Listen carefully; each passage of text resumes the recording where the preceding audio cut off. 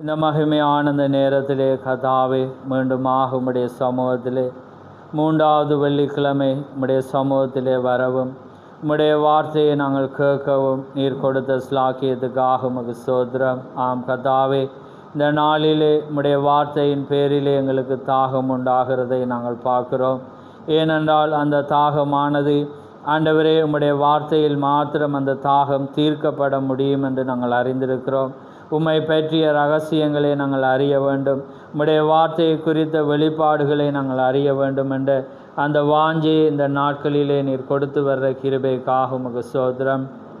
ஆதியிலே துவங்கப்படும் போது அந்த பெந்தகோஸ்தே அனுபவமானது வந்த வேளையிலே தேவனை காண வேண்டும், தேவனை அறிய வேண்டும் என்ற அந்த வாஞ்சைகள் ஜனங்கள் மத்தியிலே இருந்து காலப்போக்கிலே அது இல்லாமல் போனது. ஆனால் நீர் மீண்டுமாக ஒரு தூதனை அனுப்பி கர்த்தாவே மீண்டுமாக பிள்ளைகளுடைய இருதயம் அந்த பிதாக்களுக்கு திரும்பும்படியாக இன்றைக்கு மூல நிலைக்கு நாங்கள் திரும்பி உம்முடைய வார்த்தையை நாங்கள் அதிகமாய் அறிந்து கொள்ள, அந்த வார்த்தையின்படி நாங்கள் வாழ, அந்த வார்த்தை இல்லாமல் எங்களால் நடக்க முடியாது, ஜீவிக்க முடியாது என்ற ஒரு நிலைக்கு வர கர்த்தாவே நீர் இந்த நாட்களிலே நீ செய்து வர மேலான அந்த கிருபைக்காக உமக்கு ஸ்தோத்திரம். திறக்க போகிற வார்த்தை ஆசீர்வதியும். உம்முடைய வார்த்தையிலிருந்து நாங்கள் தியானிக்க போகிற ஆண்டவரே இந்த புத்தகத்தை நீர் ஆசீர்வதியும். கேட்க போகிற செவிகளையும் இனிமேல் கேட்க போகிற செவிகளையும் பேசுகிற உதடுகளை நீர் ஆசீர்வதித்து உம்முடைய நாமம் ஒன்றே மகிமைப்படட்டும். யாவை உம்முடைய கட்டுப்பாட்டுக்குள்ளாக ஒப்பு கொடுத்து இயேசு கிறிஸ்துவின் நாமத்தில் கேட்கிறோம். ஆமேன், ஆமேன். நாங்கள் நின்ற வண்ணமாகவே சங்கீதம் 16ஆம் அதிகாரம் 11வது வசனத்தை, கடைசி வசனத்தை நாங்கள் வாசிக்க போகிறோம். தேவன் ஒரு காரியம் பேசுகிறத நாங்கள் இதில் காணலாம். சங்கீதம் 16ஆம் அதிகாரம் 11வது வார்த்தை. ஜீவ மார்க்கத்தை எனக்கு தெரியப்படுத்துவீர், உம்முடைய சமூகத்தில் பரிபூர்ண ஆனந்தமும் உம்முடைய வலது பார்சத்தில் நித்திய பேரின்பமும் உண்டு. ஆமேன், ஆமேன். யாவரும் அமர்ந்திருங்கள்.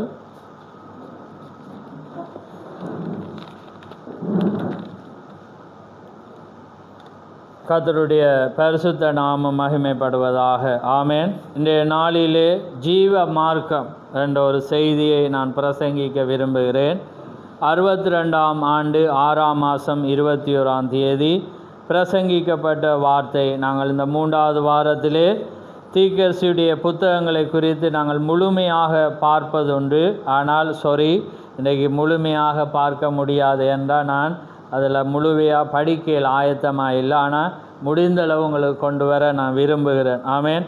ஒரு வாரமாக இந்த புத்தகம் என்ற கையில் இதுக்காக எடுக்க வைத்திருந்தாலும் அதை படித்த காரியங்கள் குறைவு, நிறைய ஆழங்கள் வந்தபடினால் நிறைய கொண்டு வர முடியாது. ஆனால் வருங்காலத்திலே இதனுடைய காரியத்தை நான் உங்களுக்கு பிரசங்கிப்பேன்.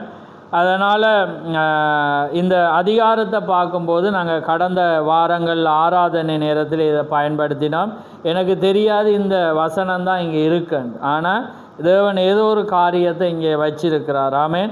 பாருங்க, இன்றைக்கு பார்க்கக்கூடாது. அதே நேரம் இந்த புத்தகத்தினுடைய காரியத்தை நான் பிரசங்கிச்சிருக்கிறேன். ஆனால் இதை மெதுவாக என் புத்தகத்தில் உள்ள ஒவ்வொன்றையும் உங்களுக்கு கொண்டு வரணுமென்றக்குள்ள நிறைய ஆழங்களை நான் இதில் கண்டு கொண்டேன். ஆமேன். அதனால் கர்த்தர் தாமே என்னை மன்னிப்பாராக. இதனுடைய காரியங்களை குறித்து பார்ப்போம். நீங்கள் வீடுகளில் புத்தகங்கள் அல்லது இப்போ ஆப் இருக்கிறபடினால நீங்கள் எப்படியும் பார்க்கலாம். அதனால் இருந்தால் நீங்கள் பாருங்கள், ஒரு அருமையான ஒரு காரியம். அப்போ இந்த புத்தகத்தில் இருக்கிற ஒரு சில காரியங்களை நான் முன்னுக்கு சொல்லி போகிறேன். இந்த செய்தி பிரசங்கிக்கப்படுகிறது எங்கண்டா ஒரு யூத ஜெப வீட்டில். ஆமேன். யூதர்களுடைய சபையில் தான் இந்த செய்தியை தீர்க்கதரிசி பிரசங்கிக்கிறார். அப்போ அவர் என்ன சொல்கிறாண்டா, அது எனக்கு கிடைத்த ஒரு அரிய வாய்ப்பாக, அதாவது முதல் முறையாக நான் யூத ஜெப வீட்டிலே இருப்பது எனக்கு கிடைத்த மிக அரிய வாய்ப்புன்றேன். அப்போ நான் அதை விவரமாக சொல்கிறேன். அப்போ பாருங்கள், அப்போ நீங்கள் யோசிக்கலாம் யூதர்களும் இந்த மெசேஜில் இருக்கிறாங்களான்னு. ரைட். அவங்க ஏனென்றா இந்த சுருள்களின் ஒழுங்கு முறைகளை எப்படியாக அவர்கள் பாதுகாக்கிறார்கள் என்று நான் பார்க்கும்போது அவர் சந்தோஷப்படுகிறார். இந்த தேவாலயத்தில் யூதர்களோடு ஒரு சுகமளிக்கும் ஆராதனையை நடத்துவது ஒரு அருமையான நேரமாக இருக்கிறது. ஏன்னா யூதர்கள் மோசே எலியா மட்டும்தான் விசுவாசிப்பாங்கன்னு. அப்போ அதனால் இப்போ இந்த சுகமளிக்கும் ஆராதனையில் அவங்களோடு இருப்பதை குறித்து தீர்க்கதரிசி மகிழ்ச்சி கொள்ளுகிறார். நான் எப்பொழுதும் யூத மக்களை குறித்து ஒரு உணர்வை பெற்றிருக்கிறேன். அப்போ அவருக்கு யூதரை பெற்று ஒரு உணர்வு இருக்குது. இப்போ எங்களுக்கும் இருக்குது, ஆனால் அந்த மெசேஜில் அநேருக்கு இல்லை. அப்படியாண்டா அவங்க அந்த வெளிப்பாட்டுக்குள்ளே இல்லைன்னு நான் நினைக்கிறேன். ஆனால் உங்களுக்கு வெளிப்பாடு வந்தால் உங்களுக்கு ஒரு உணர்வு இருக்குது. ஏன்னா அவங்க வேதமாக இந்த நாளில் இருக்கிறாங்க. அப்படி தத்துருவமாக இருக்கிறாங்க. இப்போ நடந்த சம்பவத்தை குறித்து உங்களுக்கு தெரியும். இப்போ சமாதானம் பலஸ்தீனத்துக்கும் யூதருக்கும் இப்போ சமாதானம் ஏற்றிருக்கு. அப்போ அது எப்படி மாறுமென்றது எங்களுக்கு தெரியாது. ஆனால் இந்த சம்பவத்தை நான் உங்களுக்கு சொல்கிறேன். அப்போ அதில் பார்த்தீங்கன்னா ஹமாஸ் இப்போ ஆயுதங்களை கைவிட்டு இப்போ ஒரு பொதுவான கண்காணிப்போடு அந்த நாட்டை அவங்க டெவலப் பண்ண போகிறாங்க. அதாவது புதுப்பிச்சு, ஏன்னா அது எல்லாமே எப்படி சொல்கிற தரமட்டமாக இருக்குது. அதனால் இந்த அமெரிக்கா ஜனாதிபதியை இப்போ புகழ்கிறாங்க. அவர் சில ஜோக்கராக இருந்தாலும் எப்படி பேசணுமென்று தெரியாட்டியும் அவர் செய்த காரியத்துக்கு பாராட்டுறாங்க. ஆனால் இப்போ பெஞ்சமின் நெத்தனியாவும் அதுக்கு சம்மதிச்சிருக்கிறார். ஆனால் அது எப்படி ஆகுமென்று எங்களுக்கு தெரியும். ஆனால் ஆகும். தேவனுடைய திட்டம் நிறைவேறும். அதனால் அந்த ஹமாஸ் விலகிட்டாங்க, காரியங்கள் போகுது. அந்த நேரத்தில் அவங்க பேசுகிறது தான் இங்கே முக்கியமாக இருக்குது. அவங்க என்ன சொல்கிறாங்கண்டா, தேவன் எப்படியாக அவர் அந்த பெஞ்சமின் தன்னை சொல்கிற வேளையில் நான் யுத்த காலத்திலிருந்து நான் இருந்து வந்திருக்கிறேன், தேவன் என்ன கிருபையாக வழி நடத்தி வந்திருக்கிறார். நான் எப்பொழுதும் யுத்தத்தில் இருக்கும்போது நான் யாக்கோபை நினைப்பேன், நான் ஈசாக்கை நினைப்பேன், தாவீதை நினைப்பேன்றக்குள்ள எங்களுக்கு புல்லரிக்குது. அவங்க என்ன சொல்கிறாங்கன்னா, அவங்கள நாங்கள் நினைச்சேன். ஏன்னா தேவன் எப்படி அவங்கள பாதுகாத்தார், எங்களையும் பாதுகாத்தார். அவர் சொல்கிறேன், எங்களை கொல்ல தான் இங்கே கொண்டு வந்தாங்க. அப்போ ஆனால் ஏனென்றா 53 நாடு அவங்கள சூழ இருக்கிறாங்க. அப்போ அதனால் எங்களை நிராயுத பாணியாக கொண்டு விட்டாங்க, எங்களை அழிக்கலாம் என்று நினச்சாங்க. ஆனால் கடவுளுடைய கிருபையுற கரம் பாருங்கள். அந்த பேச்சை பார்க்கல நான் எப்பயுமே இந்த யூதர்கள் 1,44,000 மறைந்திருக்கிறாங்க. ஆனால் அவங்களுக்குள்ளே இந்த வெளிப்பாடு இருக்குது. ஆனால் அந்த பொதுவான மனிதர்கள் பேசும்போது அது எப்படி அப்போ அவங்க சொல்கிறாங்க, இந்த ஆபிரகாமின் இந்த வம்சமானது சத்துருவின் வாசலை ஜெயிக்கிறது போல் தேவன் இன்றைக்கு எங்களை இந்த தேசங்கள் மத்தியிலிருந்து எங்களை பாதுகாத்து தேவன் எங்களுக்கு கிருபையாக எங்களை வழி நடத்தி வர்றார். அவரே எங்களுக்கு முன்பாக நடக்கிறார் என்றக்குள்ள அது ஒரு பெரிய அந்த உலகம் வியக்குது. அந்த ஸ்பீச்சை பார்த்து அவங்க என்ன செய்கிறாங்கன்னா உலகமே வியக்கிறாங்க. அந்த இதில் ஜலான் மேக்சன் நினைக்கிறேன், அவரை பேர் சரியாக உச்சரிக்கிறேன்னு தெரியலை, அமெரிக்காவில் இருக்கிற ஒரு தொழிலதிபர். அவர் என்ன சொல்கிறாருண்டா, தேவண்ட வருகை அதி சீக்கிரமாக இருக்கேன் இந்த அடையாளங்களை பார்க்க முடியும். ஆனால் அவர் பாவமுள்ள பொதுவான ஒரு மனிதர். ஆனால் அந்த ஸ்பீச் கவனிக்கத்தக்கது. அப்படியாக இன்றைக்கு உலகம் என்ன செய்கிறதுண்டா, யூதர்களை கவனிக்கிறது. எப்படி இந்த சிறிய நாடு உலகத்துக்கு ஒரு சவாலாக இருக்குன்னு பார்க்கும்போது எல்லாத்துக்கும் நம்முடைய வேதாகமம். அப்போ அதனால் தீர்க்கதரிசின்னு சொல்கிறேன், நான் உங்களோ மத்தியில் இருக்கிற எப்பொழுதும் நான் யூதரை ஒரு பார்க்கும்போது ஒரு உணர்வை பெறுகிறேன் என்று அவர் சொல்கிறேன். ஆனால் அவர்களை குறித்ததான உணர்வு எனக்கு எப்பொழுதும் உண்டு. யூதர்கள் பிரஜாதிக்கு செய்தியை கொடுத்தது போல என்றாவது ஒரு நாள் பிரஜாதியும் யூதருக்கு என்ன செய்யுமா, செய்தியை கொடுக்க நாங்கள் கொண்டு போயிடலாம். ஆனால் இந்த மெசேஜ் அவங்களுக்கு போகும். ஏன்னா எப்படி அந்த கூடையில் எங்களுக்கு அவங்க சாப்பிட்டாங்க புறஜாதியான ஜனங்கள், ஆனால் ஒரு கூடையில் சேர்க்கப்படுது. அது திரும்ப என்ன செய்யுதுன்னா அந்த 12 கூடையில் சேர்க்கப்பட்டது அது அப்படியே யூதருக்கு போகும்.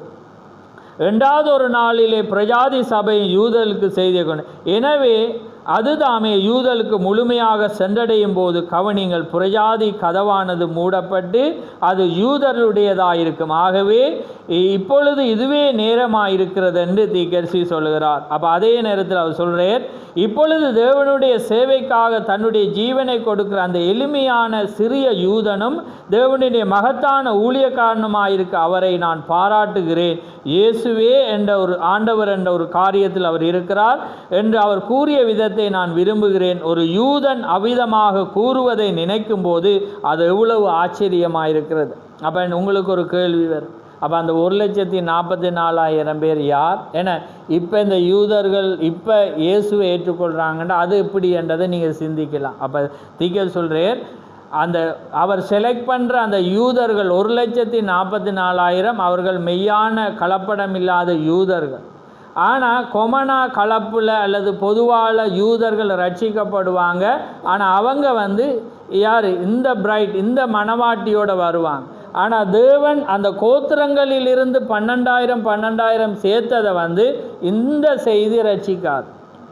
அதாவது இந்த செய்தி என்ற பிரணாமுடைய இந்த பிரணாம் மூலம் அது ரட்சிக்கப்படாது. ஏன்னா அதுக்காக தானே ஒரு நாள் உங்களுக்கு தெரியும், அவர் கொய்ரோண்டா எகிப்தின் தலைநகரம், அவர் ஃப்ளைட்டுக்கு ஏன்னா இவரை உசுப்பி ஏற்றுறாங்க. நிறைய பேர் சொல்கிறாங்க இப்படி அற்புதங்கள் அவங்க பார்த்தா போவாங்கன்ட்டு எல்லா டிக்கெட் வசதி போகல. கர்த்தருடைய தூதனானவர் இறங்கி சொல்கிற, நீ போகாத, இது உன்னுடைய வேலை அல்ல, இது சமயமும் அல்ல. ஏனென்றால் இவர் அதை செய்ய முடியாது. அப்போ அதனால் இது ஒரு பொதுவான யூதர்கள், அவங்க ரட்சிக்கப்படுவாங்களா ரட்சிக்கப்பட மாட்டாங்களான்னு எங்களுக்கு தெரியாது. ஒருவேளை வேகமாக வாரண்டைக்கு மணவாட்டி சபையில் அதிகமாக இருந்தாலும் முழு உலகத்திலும் அல்லது இங்கேயும் அதிகமான பேர் இருந்தாலும் முன்குறிக்கப்பட்டவங்க யார்?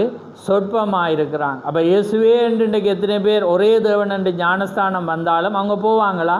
போக மாட்டாங்க. ஏன்னா அவங்க போகிறண்டா அவங்க முன்குறிக்கப்பட்ட அந்த நித்திய ஜீவனை அவங்க பெற்றிருக்கணும். அப்போ அதனால் இப்போ இதை அவர் மகிழ்ச்சி பெறுறேன். ஏண்டா எந்த வித்து போகாதுன்னு எங்களுக்கு தெரியாது. அதனால தான் நாங்கள் ஒரு சபை ஜனங்களோ ஒரு மெசேஜில் இருக்க ஊழியக்காரர்களோ அல்லது யாரையும் காணக்குள்ள நாங்கள் சந்தோஷம் அடைகிறோமே.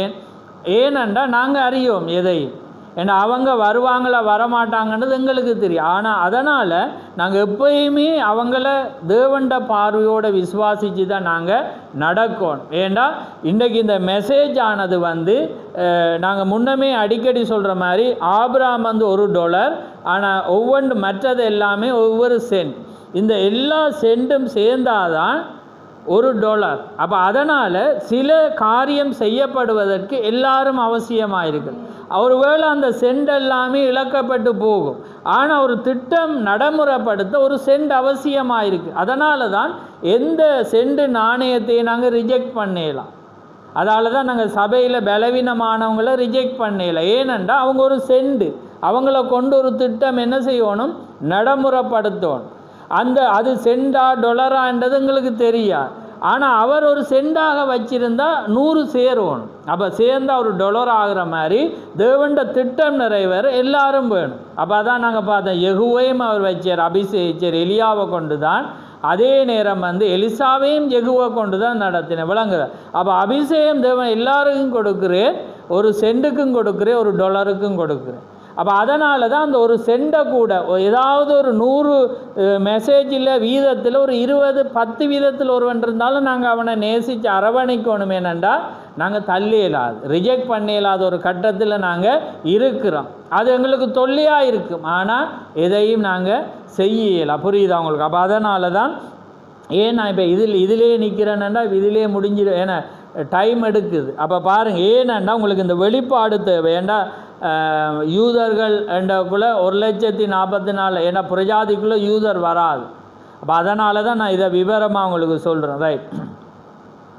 அப்போ தீக்கேசி அந்த உணர்வை பெறுறார். அப்போ அதனால் நம்ம அந்த கழுகு உணர்வோடு தான் அந்த சிந்தியோடு தான் அவரை பார்க்க. என்ன தீக்கேசி வரமாட்டே அவங்கள போய் பாராட்டுறேன்னு நம்ம சொல்லக்கூடாது.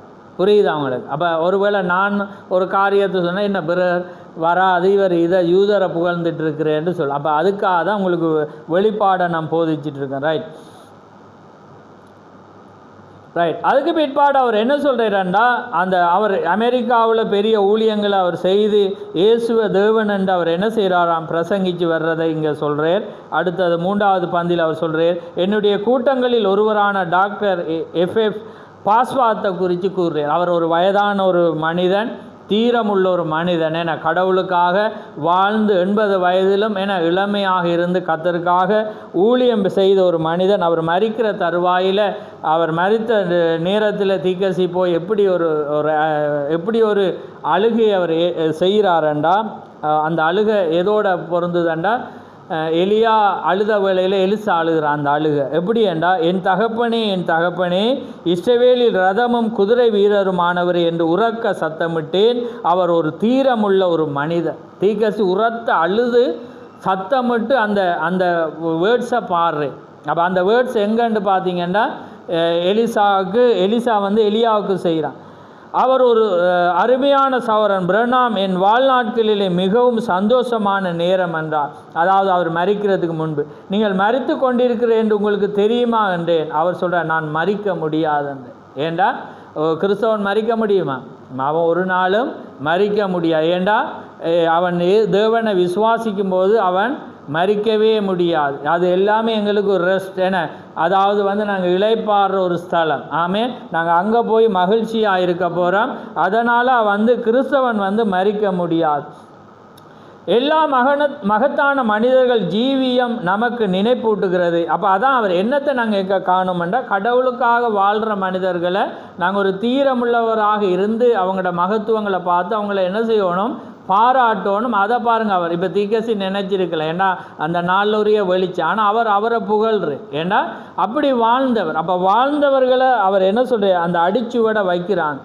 எப்படி எனில் நாம் நம்முடைய ஜீவியத்தில் சிறப்பானதாக்கி எங்களோட ஜீவியத்தை நாங்கள் என்ன செய்யணும்னா சிறப்பாக்கும். இப்போ நாங்கள் வாழ்ந்து உலகத்தில் ஒரு மேலான ஒரு இடத்தை பெறுவோம். அது நாங்கள் மரிச்சிருக்கிறது அந்த அந்த நாங்கள் எந்த உலகத்தில் ஒரு மேன்மையை செஞ்சோமோ அந்த மனிதர்கள் வந்து ஒரு மலர் வளையத்தை வச்சு எங்களுக்காக ஒரு கவிதை எழுதி செஞ்சுட்டு போயிடுவாங்க. ஆனால் அது அதோட முடியும். ஆனால் நாங்கள் எங்களோட ஜீவியத்தை சிறப்பாக்கி கடவுளுக்காக செய்வோம்னா அது ஒரு காலம் அந்த அடிச்சுவடு மறக்காது. ஏன் இப்போ நாங்கள் ஆபிரகாமை தொடர்ந்து பேசுகிறோம்டா, அவன் அடிச்சுவட நாங்கள் மறக்கல. எந்த எடுத்தாலும் அவன் தான் புள்ளியாக இருக்கான், ஆரம்பமாக இருக்கு. ஏன்னா அப்படி வாழ்ந்தான். அப்போ இங்கேயும் நாம் ஒருவராவது அப்படி வாழ்ந்தால் நாங்கள் அவரை நினைப்போம். அவங்க மரித்தாலும் அவங்களோட நடைமுறையை நாங்கள் சொல்லுவோம். ஏன்னா அவங்க எத்தனை காலம் மரித்தாலும் அதை எடுப்போம். அதுக்காக மரித்தவங்களை நாங்கள் பேசுவோம். ஆனால் அவங்க கடவுளுக்காக செய்த நல்ல விஷயங்களை நாங்கள் பேசுகிறோம். ரைட். ஜீவியத்தை சிறப்பானதாக்கி மரித்து பிரிந்து சென்ற பின் காலம் என்னும் மணலின் மேல் நம்முடைய அடிச்சுவடுகளை விட்டு செல்வோம். அப்போ நாங்கள் என்ன செய்வோம்னா எங்களோட அடிச்சுவடு, ஏன்னா இன்னொருவர் எங்களை பின்பற்றி வரோம், அதுக்காக நாங்கள் நம்முடைய அடிச்சுவடுகளை விட்டு செல்வோம். அப்போ அந்த மாதிரி அந்த பாஸ்வர்ட் அப்படி நடந்து கொண்டார் என்று தீர்க்கதரிசி சொல்கிறார். ஆம், அவர் மரிக்கிறதுக்கு முன்பாக அவர் அந்த நேரத்தை குறித்து சொன்னதையும் அவர் அங்கே பேசுகிறார். அவரோடு இருந்த அருமையான ஐக்கியத்தை குறித்தும் தீர்க்கதரிசி அங்கே எங்களோடு பேசுகிறத நாங்கள் பார்க்குறோம். அதே நேரத்தில் அவர் என்ன சொல்கிறாருண்டா, ரைட், மேலும் சகோதரர்களே, என்னுடைய சோதனையானது மற்றும் மிகவும் ஆழமான துயர நேரங்களில் நான் கடந்து போவதை நீங்கள் அறிந்து கொள்ளும்போது உங்கள் கரங்களை விரித்து ஒத்துழைப்பை எனக்கு கொடுங்கள். தீர்க்கதரிசி தனக்கு கேட்குற அதே மாதிரி நான் என்னுடைய துயர நேரங்கள் அவர் ஊழியத்தில் வரக்குள்ள, ஏன்னா ஒரு மனிதனுக்கு துயரம் வரும், துன்பம் வரும், பிரச்சனை வரும். அதே மாதிரி அவர் சொல்கிறேன், என்னுடைய சோதனையான மற்றும் மிகவும் ஆழமான துயர நேரங்களில் நான் கடந்து போவதை நீங்கள் அறிந்து கொள்ளும்போது, அப்படியான சூழலில் வர்ற வாழ்க்கை போக்குல நீங்கள் அதை அறிஞ்சு கொண்டீங்கண்டா, நீங்கள் என்ன செய்யுங்கண்டா, நேரங்களில் நான் கடந்து போவதை நீங்கள் அறிந்து கொள்ளும்போது உங்கள் கரங்களை விரித்து ஒத்துழைப்பை எனக்கு கொடுங்கள். அப்போ அதாவது அவரை நீங்கள் என்ன செய்யுங்க, என்ன தாங்குங்கன்னு தீர்க்க சொல்கிறேன். ஏன்னா அவருக்கு அப்படிப்பட்ட வாழ்க்கை வர்ற வேளையில் அந்த ஜனங்கள் அவரை தாங்கினாங்க. அதே போல் அவர் சொல்கிறேன், அந்த மாதிரி நேரங்களில் என்ன நீங்கள் தாங்குங்க, உங்கள் கரங்களை விரித்து எனக்கு கொடுங்க, நான் உங்களை மெச்சுகிறேன், கர்த்தர் உங்களை ஆசீர்வதிப்பாராக. தீர்க்கதரிசி ஜனங்களை சொல்கிறார், உங்களை எனக்கு தெரிந்த ஒவ்வொன்றையும் எப்படியெல்லாம் செய்ய முடியுமோ அதை செய்து உங்கள் சபைகளை பலப்படுத்தி சகோதரர்களை ஒருமனப்பாட்டில் இணைக்கவே நான் இங்கே இருக்கிறேன். அப்போ தீர்க்கதரிசி சொல்கிறேன், நான் அதற்காகவே நான் இங்கே இருக்கிறேன்டா, உங்களை எல்லாமே ஒற்றுமைப்படுத்தி என உங்களை ஒரு சகோதர சிநேகத்துக்குள்ளாக கொண்டு வந்து, அதே நேரத்தில் அவர் என்ன சொல்கிறேன்டா, உங்களை பலப்படுத்தி தேவனுக்குள்ளாக உங்களை நடத்தவே நான் இங்கே இருக்கிறேன். பாருங்க, அதுவே என் நோக்கமாக இருக்கிறது. நான் ஏற்கனவே நேற்று இரவு கூறினபடி ஒவ்வொரு மூலையிலும் வலையை போட்டு ஒவ்வொரு சிறிய மீனையும் தேவனுடைய ராஜ்யத்துக்காக பிடிக்க விரும்புகிறேன். அப்போ அவர் சொல்கிற ஒவ்வொரு மூலையில் இருக்கிற ஒவ்வொரு சிறிய மீனையும் நான் என்ன செய்கிறேன், தேவண்ட ராஜ்யத்துக்காக நான் பிடிக்க விரும்புகிறேன். அதே போல் தான் நாங்கள் ஒவ்வொருவரும் ஒரு மீனை பிடிக்கிற ஒரு ஜனமாக இருக்கணும். ஆமேன். அந்த தூண்டில் இறை எல்லாமே தேவண்ட வார்த்தையாக இருக்குது. ஏன்னா அப்போ பாருங்கள், அந்த இறையை போடக்குள்ள இறை மீனுக்கு தெரியாது. மீனுக்கு தெரிகிறது எது? அந்த தூண்டில் மீனுக்கு தெரியாது. எது மீனுக்கு தெரியும்? இறை தான் தெரியும். அப்போ அந்த இறையை மீன் பிடிக்கக்குள்ள மீன் என்ன செய்யும்? தூண்டில் ஆகப்பார். அப்போ அதே போல தான் இப்போ எதால் மீன் பிடிப்படுதுண்டா? இறையால். ஆனால் பிடிக்கிறது யாராக இருக்கிறது? நீங்களாக இருக்கு. அப்போ அப்படி தான் தேவன் எப்பயும் செய்வீர். ஏன்னா விளங்குது அவங்களுக்கு, தேவண்ட வார்த்தை தான் ஒரு மனிதனை பிடிக்குது. ஆனால் யார் அதை கொண்டு வாரீங்க? நீங்கள் தான். அப்போ அந்த பாராட்டை நீங்கள் பெறுறீங்க, புரியுதா? ஆனால் எதால் அந்த மனிதனை பிடிக்க? இப்போ சும்மா போய் அந்த மீன் தூண்டில்ல போதுன்னா அந்த மீன் என்ன மீன்?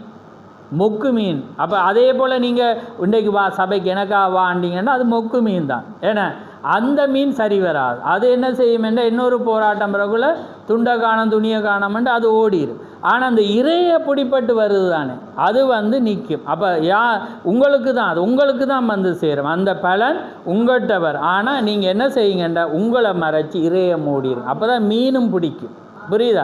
மீன் பாருங்கள், இறையை தான் பிடிக்கும். தூண்டில் கணஞ்சால் அது வராது. புரியுதா? அதே மாதிரி அவர் சொல்ல ஒவ்வொரு மீனையும் நான் பிடிக்க விரும்புகிறேன். ரைட்.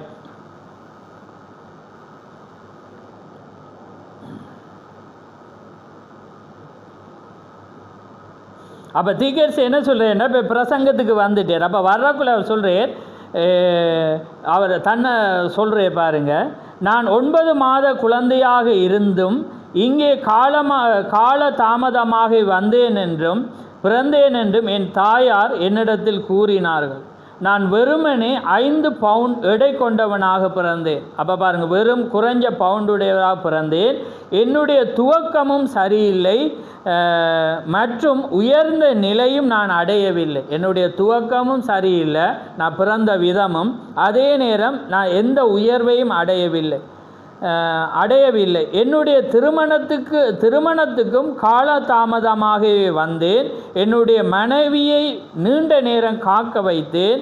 அது என் வாழ்வில் எப்பொழுதும் காத்து கொண்டிருப்பது காலதாமதமாகவே இருந்தது. எனவே என்னுடைய சவ அடக்கத்திற்கு நான் காலதாமதமாக இருப்பேனாகில் நன்றாயிருக்கும். அதாவது அவர் என்ன சொல்லேன்டா, ஒரு பிள்ளை பிறக்கிறதுக்கு 9 மாதம், ஆனால் அதை தாண்டி தான் அவர் பிறக்குது. ஏன்னா பிறக்கும் போதும் வெயிட்டால் பிறந்து, அப்போ அதே நேரம் அவர் பெரிய ஒரு ஆளாகவும் வரையலை. அப்போ அப்படி, ஆனால் திருமணத்துக்கும் லேட்டாக தான் வந்திருக்கு, லேட்டாக தான் செய்திருக்கு. அப்போ அப்படி இருக்கக்குள்ள அவர் என்ன சொல்கிறாருண்டா, அதே போல் நான் சாக போகிறதும் லேட்டாக இருந்தால் நல்லா இருக்கும். ஏனண்டா எல்லாமே உங்களுக்கு பவுல் சொல்கிறது போல், நான் தேவன்ட போக எனக்கு விருப்பம், ஆனாலும் நான் ஏன் இந்த தேகத்தில் இந்த பூமியில் இருக்கிறேன்டா உங்களோட நன்மைக்காக. ஆமே. இப்போ நீங்களும் வீட்டில் சொல்லுவீங்க நான் செத்துப்போம், ஆனால் உங்களை யார் பார்ப்பாங்க, அதால் தான் நான் அப்படி இருக்கிறேன்னு சொல்லுவீங்க தானே. அப்போ அதே மாதிரி பவுலும் சொல்கிறேன், அதே போல் தீர்க்கதரிசி சொல்கிறேன். அதே போல் அவர் என்ன சொல்கிறேன்டா, என்னுடைய சவ அடக்கத்திற்கு நான் காலதாமதாக இருப்பேனாகில் அது நன்றாக இருக்கும். அது சரிதான். அவர்கள் சகோதரர்கள் எவ்வளோ நேரம் காத்து கொண்டிருக்க முடியுமோ அவ்வளோ நேரம் காத்து கொண்டிருக்கட்டும். ஏனெனில் நான் என்னால் முடிந்த மட்டும் அவ்வளோ அதிகமான நேரம் சுவிசேஷத்தை நான் பிரசங்கிப்பேன் என்று அவர் தீர்க்கதரிசி சொல்கிறேன். அவர் சொல்கிறேன், நீங்கள் எத்தனையோ நல்ல போதகர்கள் இருக்கிறீங்க, ஆனால் நான் உங்களை போல இந்த பாருங்க, அவர் சொல்கிறேன் பாருங்கள், அடுத்ததுக்கு போகிறேன்னு பாருங்கள். அவை அதாவது அவர் என்ன சொல்கிறேன்டா, சௌரன் பாட்ஸ்வாத் உள்ளே வந்து நான் பேசுவதற்கு முன் அவர் சற்று பேசுவார். நானும் என் பேச்சை இருக்க முயற்சிக்கிறேன். அவை சாதாரண பேச்சாக இருப்பதினால் சவுலாகிய உங்களுக்கு அது சிறு பிள்ளைத்தனமாக இருக்கும். அதாவது என்னென்னா, இவர் அந்த இலக்கணத்தோடு பேச மாட்டார். அப்போ அதனால் பார்த்திங்கன்னா இந்த அமெரிக்காவில் இவருடைய பிரசங்கத்தை யாரும் கேட்க மாட்டாங்க, விரும்ப மாட்டாங்க. ஏன்னா சரியான மொழி நடையில் இவர் கொண்டு வர மாட்டேன். அப்போ அதனால தான் பாருங்கள், இவருடைய கேசட் புத்தகங்கள் உலகம் எங்கும் இருந்தாலும் அந்த எல்லாரும் அவரோட வார்த்தையை கேட்க மாட்டாங்க.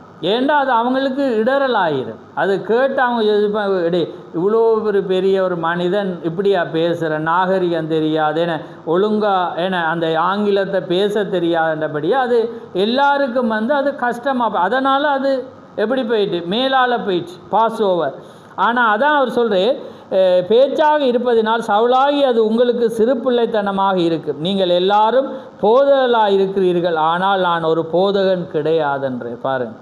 ஆனால் நாம் தேவனுடைய வருகைக்காக காத்து கொண்டிருக்கையில் என்னுடைய நோக்கமானது தேவனுடைய ராஜ்யத்திற்கு உதவும் உங்கள் சபைகளை பலப்படுத்தி சவுர்கள் மத்தியில் சகோதரத்துவத்தை பலப்படுத்தவும் முயற்சிப்பதாக இருக்கும். அதை நீங்கள் புரிந்து கொண்டீர்களா என்று அவர் சொல்கிறேன். இப்போ நாங்கள் என்னத்தை இந்த புத்தகம் முழுக்க பார்க்குறபடியாக தான் இதை நான் சொல்கிறேன். இதில் முக்கியமான ஏண்டா அப்படி ஒரு தன்னை தாழ்மை. ஆனால் பாருங்கள், எங்களுக்கு அவருடைய செய்தி எப்படி இருக்குது, பவர்ஃபுல்லாக இருக்கேன்னு. ஏனெண்டா எங்களுக்கு அந்த இலக்கணந்தவள் ஒன்றுமில்லை, அங்கே வெளிப்பாடு இருக்குது. ஏன்னா அதுதான் ஆகாரமாக இருக்குது. ஆமேன். அப்போ அதை ஆனால் பாருங்கள், அது இலக்கணம் இல்லாமல் பேச்சிட ஒழுங்குமுறை தெரியாமல் அவர் பேசுகிறது உலகத்துக்கு ஐஸ்வர்யமாக, அதுக்கு உலகத்துக்கு ஐஸ்வர்யம் இல்லை, எங்களுக்கு அது ஐஸ்வர்யமாக அது போயிருக்கிற. ரைட். அதுக்கு பிற்பாடு நாங்கள் இப்போ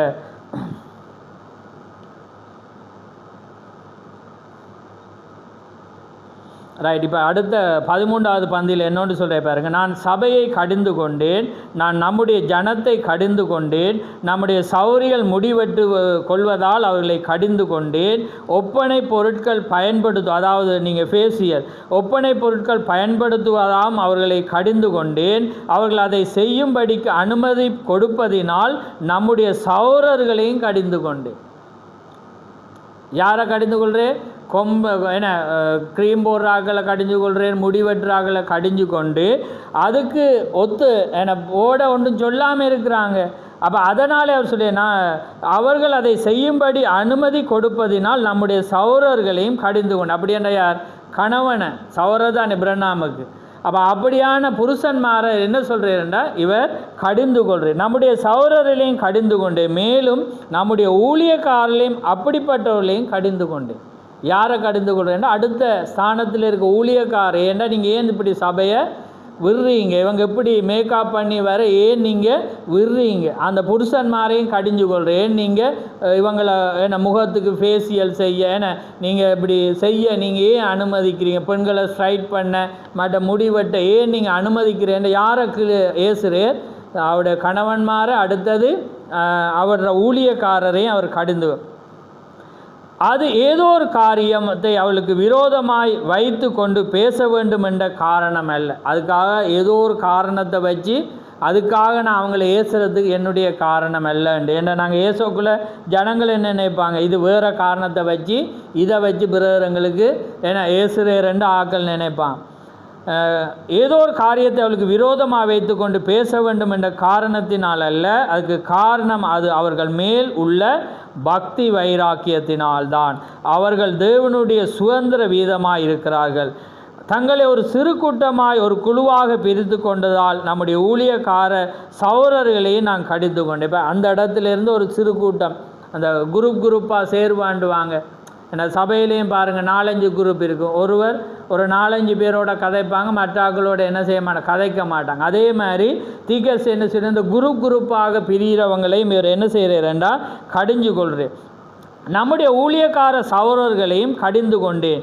அதாவது பாருங்கள், தங்களை ஒரு சிறு கூட்டமாய் ஒரு குழுவாக பிரித்து கொண்டதால் நம்முடைய ஊழியக்கார சௌரர்களையும் கடிந்து கொண்டேன். இப்பொழுது நான் இப்படியாக நினைக்கிறேன், நாங்கள் இதை காட்புள்ளியை இன்னும் அதனோடு தேவன் கூட்டுகிற யாவற்றையும் விசுவாசிப்போம் என்று கூறுகிற ஒரு ஸ்தாபனம் இருக்கும் பட்சத்தில், ஆனால் நாம் நமக்கென்று ஒரு ஸ்தாபன ராஜ்யங்களை ஏற்படுத்தி கொண்டு இந்த காலகட்டத்தை விசுவாசிக்கிறோம் என்று கூறும்போது அது பரிசுத்த ஆவியானவரும் சரியாக உள்ளே வந்து அதே வேகத்தில் அதை விட்டு உடனே கடந்து போய்விடுவார். அது சரிதானே? அப்போ அதாவது என்ன சொல்கிறேன், சில பேர் சொல்லுவாங்க இதை நாம் ஏற்றுக்கொள்வோம் சிறு பகுதி. அப்படியானண்டா பரிசுத்தாவின் வந்த வேகத்தில் அவர் என்ன செஞ்சிருவாராம், கடந்து. ஏன்னா நம்ம தேவண்ட ஒவ்வொரு வார்த்தை அதே போல் தான் சபையில் வர எல்லாரும் ஒரு குழுவாக இருக்கலாம். ஏன்னா ஒரு ஸ்தானங்களை வகிக்கிறவங்க, நாங்கள் கடவுளுக்காக ஒரு ஸ்தானத்தை செய்கிற போகிறோம்ன்றவங்க 5 பேரோட 10 பேரோட கதைச்சி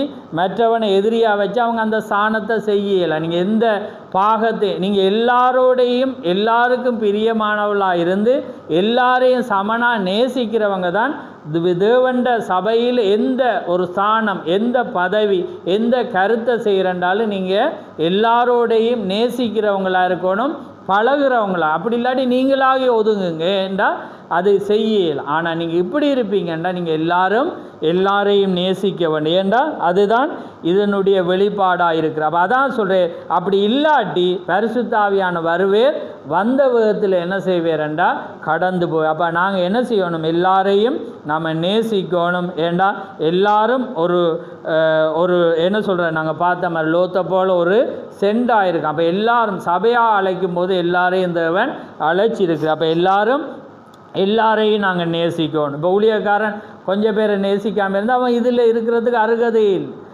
எல்லாரையும் என்ன செய்யணும், ஒன்றா நேசிக்கும். அப்போ அதே போல் எந்த ஸ்தானமாக இருந்தாலும் அப்போ எல்லாரையும் செய்யக்கூடாது, அது அவங்களுக்குள்ள தேவன் இருக்கிறார். ஆமேன்.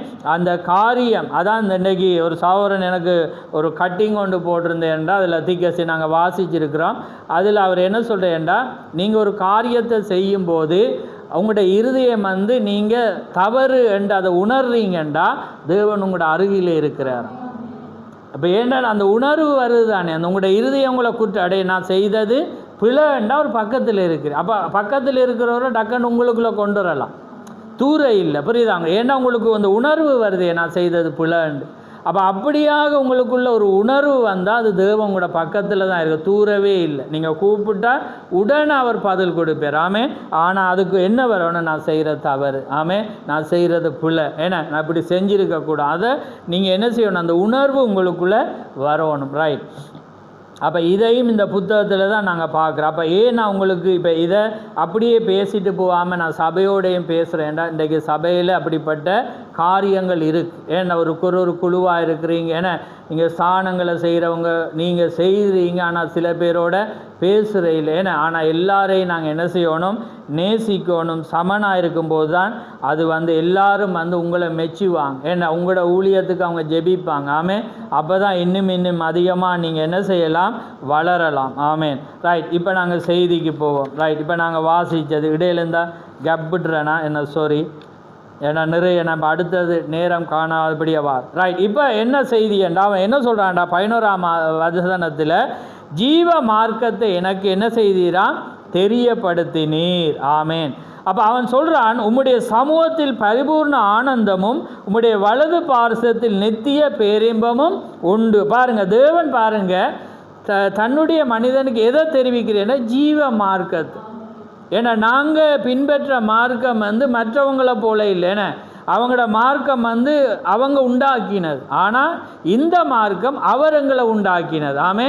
மனிதன் உண்டாக்கலாம், அம்மாவையும் உண்டாக்கலாம், பாம்பையும் உண்டாக்கலாம், வேறு இந்த சிலையும் உண்டாக்கலாம். ஏன்னா ஆனால் இது நம்ம வானத்தையும் பூமியையும் படைத்த ஒரு மார்க்கம். அதால் தான் அவன் சொல்கிறேன், ஜீவ மார்க்கத்தை எனக்கு நீ தெரியப்படுத்த. ஆமேன். அப்போ அதே போல் தேவன் எங்களுக்கு ஒரு மார்க்கத்தை, மார்க்கம் என்றா என்ன, போர்வை. ஏன்னா ரிலிஜன் என்ற அர்த்தம் என்ன, போர்வை. ஏன்னா போர்வை என்ன, நீங்கள் போர்த்தி கொள்வது. ஏன்னா அப்போ அந்த ரிலிஜன், இப்போ கிறிஸ்தவம் என்பது மார்க்கம். ஆனால் அந்த மார்க்கத்துக்குள்ளே நாங்கள் போகும்போது தான் எங்கள் ஜீவன் கிடைக்கும். நிறைய பேர் போர்வையை போக்குறாங்க, ஆனால் அதில் பிரயோஜனம் இல்லை. ஆனால் அது ஜீவன் இருக்கணும். ரைட். இப்பொழுது உங்களுக்கு தெரியும், நான் உங்களிடத்தில் பிரசங்கிக்க முயற்சிக்கவில்லை, உங்களிடத்தில் ஒரு நிமிடம் பேச விரும்புகிறேன். நான் உங்களோட பேச விரும்புகிறேன்டா இந்த காரியத்தை குறித்து.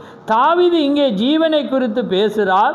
ஜீவ மார்க்கத்தை எனக்கு தெரியப்படுத்துவீர், அதை நீங்கள் கவனித்தீர்களா, எனக்கு நீர் காண்பிப்பீரா அல்லது எனக்கு தெரிய பண்ணுவீரா என்று அவன் கேட்கவில்லை. எனக்கு தெரிய பண்ணுவீர் என்று நம்புகிறேன் என்றல்ல, எனக்கு நீர் தெரிய பண்ணுவீர். ஆமேன். நீர் அதுக்கு எனக்கு என்ன செய்வீர், தெரிய பண்ணுவீர் என்ற அந்த நிச்சயத்தோடு எனக்கு உங்களோட மார்க்கத்தை எனக்கு வெளிப்படுத்துவீர். ஏன்னா தாவீதோட நோக்கம் எல்லாம் தேவண்ட வாஞ்சியாயிருந்தான். ஏண்டா அவனுக்கு பாருங்க, அவன் என்ன செய்தான்டா, ராஜாவாகி ஒன்றுமே இல்லாமல் உயர்வாயினோன்னு அவன் தன் கேதுரு மரங்களால் பெரிய ஒரு வீடை கட்டிட்டான். வீடை கட்டினோன்னு இவன் தக்கனோன்னு தேவனை பார்க்குறான். என்னென்னா அவர் பெட்டி என்ன இருக்குது, பாதுகாப்பு இல்லாமல். ஏன்னா அவர் ஒரு 4 அந்த குச்சி வச்சு அந்த 4 அந்த பொல்லா தடியோட என்ன செய்கிற அந்த என்ன சொல்கிற உடன்படிக்கப்பட்டு இருக்கு, அந்த திரைச்சீலையால் மூடி இருக்கு. அவன் பார்க்குறான், நான் இப்படி ஒரு பெரிய ஒரு வீட்டில் இருக்கக்குள்ள இந்த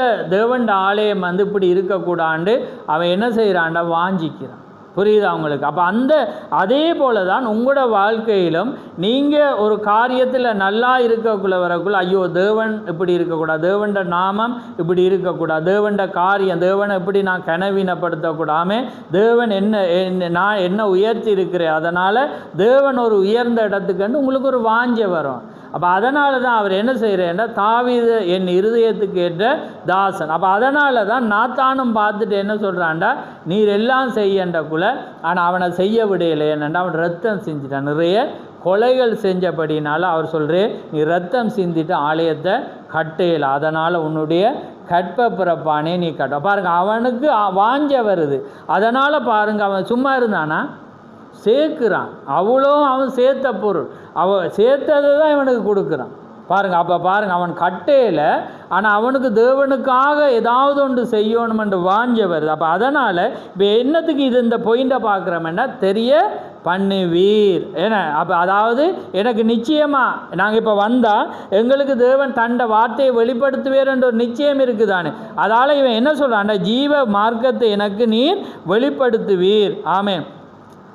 அப்போ பாருங்கள், ஜீவ மார்க்கத்தை எனக்கு தெரியப்படுத்துவீர், அதாவது அவர் செய்வார் என்ற அந்த நிச்சயத்தை அவங்க பேசுகிறார். நீ தெரியப்படுத்துவீரா அல்லது எனக்கு விளங்கப்படுத்துவீரான்னு அவங்க கேட்கல, நீர் எனக்கு அதை செய்வீர் என்றார். நீர் எனக்கு ஜீவ மார்க்கத்தை தெரியப்படுத்துவீர் என்றால் இவன் அப்படி ஒரு வாஞ்ச. தேவன் அழைக்கிற பாருங்க, தேவன் அழைக்கிற ஒவ்வொருவரும் அதற்கு செவி கொடுத்து அவரிடத்தில் வருவார்கள் என்று நான் விசுவாசிக்கிறேன். பாருங்கள், தேவன் அழைக்கிற ஒவ்வொரு மனிதனும் அதுக்கு செவி கொடுத்து அவர் வருவார்கள் என்று நான் எனவே நம்முடைய கூட்டங்களில் அதை தான் இப்பொழுது நாம் எதிர்நோக்கி இருக்கிறோம் என்று திக சொல்றார். அதனாலே அவர் என்ன சொல்றார், சில விதைகள் வழியறை விழுந்தது, சில விதைகள் என்ன சொல்ல கட்பாறையில் முள்ளுள்ள இடத்துல விழுந்தது, ஆனால் சில விதைகள் நல்ல நிலத்தில் விழுந்துச்சு. அது என்ன செஞ்சு அதே போல் இப்போ வேதத்தில் நாங்கள் வாசித்து பார்த்தோம், அவங்க என்ன செய்கிறாங்க, கேட்குறாங்க, ஆனால் அதை என்ன செய்கிற எல்லாரும் கேட்குறாங்க நீங்கள் பார்த்தீங்க, ஆனால் அவங்க என்ன செய்யலைன்றா அதை தங்களுக்குள்ளே ஏற்றுக்கொண்டு அவங்க நடக்க. அப்போ அதனால் அதே போல் தான் நாங்கள் என்ன செய்கிறோம்டா, தேவண்ட வார்த்தைக்கு செவி கொடுத்து நடக்கிற வேளையில் தேவன் எங்களுக்கு ஜீவ மார்க்கத்தை அவர் தெரியப்படுத்துவார். இப்பொழுது ஜீவனை பெற்றுக்கொள்வது தான் நாம் சாதிக்கக்கூடிய மிகப்பெரிய காரியமாக இருக்கிறது. ஜீவனை காட்டிலும் பெரிதான வேறொன்று இல்லை. ஏன்னா நாங்கள் இந்த பூமியில் ஏனங்களை வச்சிருக்கிறேன்டா இந்த ஜீவ மார்க்கத்தை நாங்கள் கண்டுபிடிக்கணும். ஆமென். ஜீவ மார்க்கத்தை நாங்கள் தேடி பிடிக்கணும். ஏண்டா அதுதான் எங்களை அழியாத ஒன்றுக்கு கொண்டு போகும். ஏண்டா தேவன் படைக்கிற எதுவுமே மரிக்க முடியாது. ஆமென். தேவன் அங்கே இருக்கிறாரண்டா அது ஜீவிக்க முடியும். அப்போ அதனால் யோபுவும் அவன் சொல்கிறான், எல்லாம் வந்து போகுது, ஆனால் மனுஷனும் என்ன செய்கிறான், படுத்து கிடக்கிறான். ஆனால் தேவன் ஒரு தரிசனத்தை காட்டணும்னு அவன் சொல்கிறான், அந்நிய கண்ணில் என் கண்கள் அவரை காண, இந்த மாமிசம் தோல் முதலானவிகள் என ஒளிஞ்சி போனாலும் இந்த சரீரத்தில் இருந்து அவரை நாம் பார்ப்போம். ஏன்னா அந்த ரெவலேஷனை பெறுறான். அப்போ அதனால் நாங்கள் மறிக்க முடியாது. ஏன்னா நாங்கள் ஏன்னா நாங்கள் இயற்கையில் தேவனை பார்க்குறோம். ஏண்டா இது ஜீவ மார்க்கம். அப்போ இந்த ஜீவ மார்க்கத்தில் மரணம் என்ன செய்யலாது, இருக்க முடியாது. அப்போ அதனால் நீதிமொழியில் ஒரு வசனம் இருக்குது, என்ன, அந்த பாதையில் மரணம் இல்லை, துவங்கி விடுங்க. Right, very good. நீதியின் பாதையில் ஜீவன் உண்டு, அந்த பாதையில் மரணம் இல்லை. அப்போ இந்த மார்க்கத்தில் மரணம் இருக்கல, எல்லாமே உயிர்த்தெழுதல் தான் இருக்குது. எங்களோட பொடிக்கு உயிர்த்தெழுதல், எங்களோட வியாதிக்கு உயிர்த்தெழுதல், எங்களோட ஜீவனுக்கு உயிர்த்தெழுதல், எதுவுமே என்ன செய்யாது, மறிக்க முடியாது. ஏனென்றால் நாங்கள் எங்களுக்குள்ளால் இருக்கிற அந்த விதை. அப்போ பாருங்கள், ஜீவன் என்பார். எனவே எப்படிப்பட்ட காரியம், ஒருவன் சாதிக்கக்கூடிய மிகப்பெரிய காரியம் ஜீவனாயிருக்கிறது. ஜீவனுக்காக நீ என்னத்தை கொடுக்க முடியும்? என்னுடைய வீட்டில் நான் ஒரு புத்தகத்தை வைத்திருந்தேன். அதாவது அவர் என்ன சொல்கிறேன்டா, சிறைச்சாலையில் எழுதின ஒரு ஊழியக்காரன். அப்போ அந்த தேவனுக்காக வாழ்ந்த மனிதர்களுடைய ஜீவியத்தை குறித்து அவங்க சொல்கிறேன். அதில் ஒரு பெண், ஒரு கொடூரமான ஒரு பெண்ணை சொல்கிறேன். ஆனால் அவள் என்ன சொல்கிறார், அவர் ராஜ்யத்தை அழிச்சு, ஆனால் அவள் சொல்கிறார் நான் அழிச்சிட்டு, ஆனால் அவள் மறிக்க போகிறாள். அவள் சொல்கிறேன், எனக்கு 5 நிமிடம் கொடுங்க, நான் திரும்ப ராஜ்யத்தையே கொடுப்பேன். ஏனென்றால் கிறிஸ்துக்குள் அவள் தேவண்ட காரியத்தை சொன்னால் யாரும் மறிக்க இயலாது. ஏன் அதை திரும்ப என்ன செய்வாங்க, அதை பெற்றுக்கொள்வாங்கன்ற ஒரு அர்த்தத்தில் சொல்கிறார். தீர்க்கதரிசி அதை முடிச்சுட்டு அதே போல் அவர் என்ன சொல்கிறார், நிறைய சாட்சிகளை இவர் என்ன சொல்கிறார் இங்கே கூறிவாரே. அப்படியாக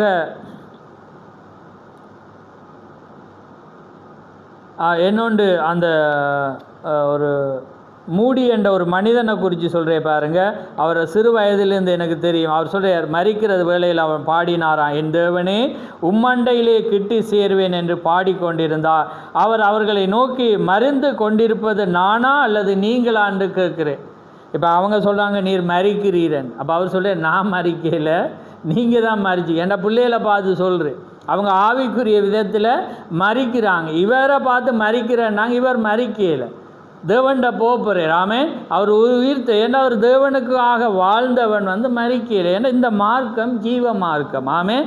அதனால தான் தாவி சொல்கிறேன், எனக்கு இந்த ஜீவ மார்க்கத்தை தெரியப்படுத்துவீர், உம்முடைய சமூகத்தில் என்ன ஆனந்தமும் மகிழ்ச்சியும் உண்டவன் என்றால் அவருடைய சமூகத்தை குறித்து அவன் அவ்வளவு நம்பி இருந்தான். அப்போ அதையும் அவர் சொல்கிறேன்.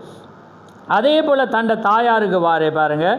சற்று சமயத்தில் என்னுடைய விலையேறப்பெற்ற தாயார் கடந்து போகும்போது அவருடைய கரத்தை பற்றி பிடித்திருக்கும், பற்றி பிடித்திருந்தேன். என்னுடைய மனைவியும் கடந்து போகும்போது அவளுடைய கரத்தை பற்றி பிடித்திருந்தேன். அவர்கள் சாலையின் முடிவில் வந்தபோது அவர்கள், நான் கவனித்திருக்கிறேன், இருப்பதிலே மிகவும் பெரிதான காரியம், அது ஜீவனாயிருக்கிறது. ஆமேன்.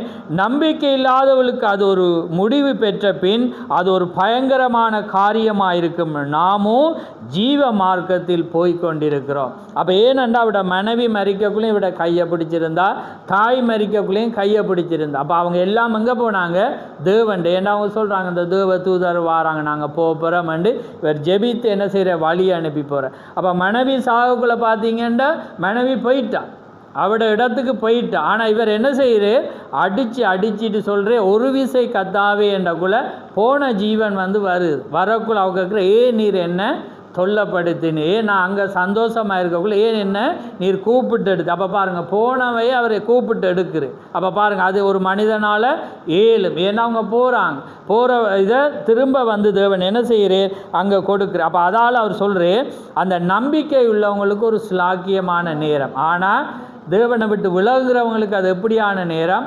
பயங்கரமான. ஏன்னா அது ஆத்மா அங்கே போகுது, பாதாளத்துக்கு போகக்குள்ள அது வேதனை ஸ்டார்ட். வேதனைக்குள்ளே அது இழக்கப்பட்டு இருந்தால் என்ன, இப்போ உதாரணம் ஜெயிலில் இருந்தால் உங்களுக்கு சரியான சாப்பாடு கிடைக்குமா, தண்டனை இல்லை.